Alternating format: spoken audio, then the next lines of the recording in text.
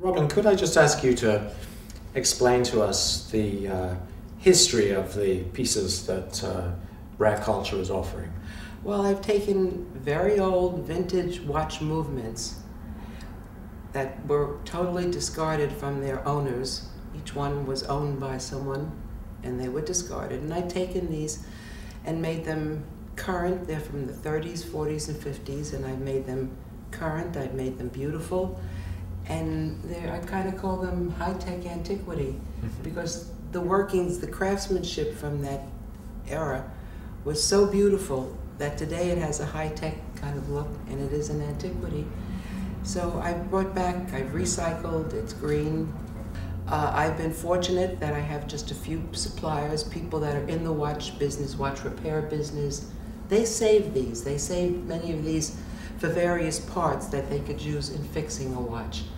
And I've been very, very, as I said, fortunate because I don't have to travel the world to get my movements. And my whole business is based on getting my movements. Where do you actually make these things? Where? Sometimes it's really a cottage industry. It's in the kitchen.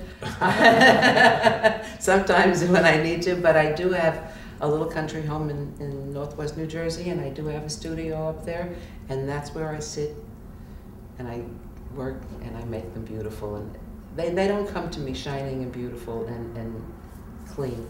So that's my job. What do you think is I mean, it's a crass way of putting it, but what do you think is the secret of the success of this? The movements themselves, that it's almost like they were hidden, they were buried. And actually, they were never seen. Right. They were always inside a watch. So this was a beauty within that's now out. So forget that it was obscured, that even when it was here, you never saw it. Right. So there was a craftsmanship that took place with these movements that people are now just loving, and it's the beauty within. They're like within us all. Right. If we peeled away our outer shell, well, we wouldn't look as good as the cufflinks. I don't think we would.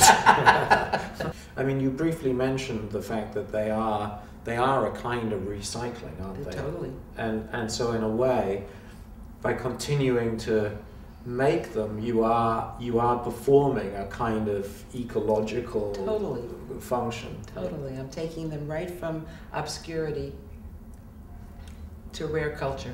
Right. And it couldn't get much better than that. I see RAREculture will be reaching out to quite an enormous group of fascinating people and fascinating worlds, and I hope that I can grow along with RAREculture. How do you see them where do they belong in the world of other jewelry or other designed objects? I think they have their own place because they are a piece of antiquity. They have a history.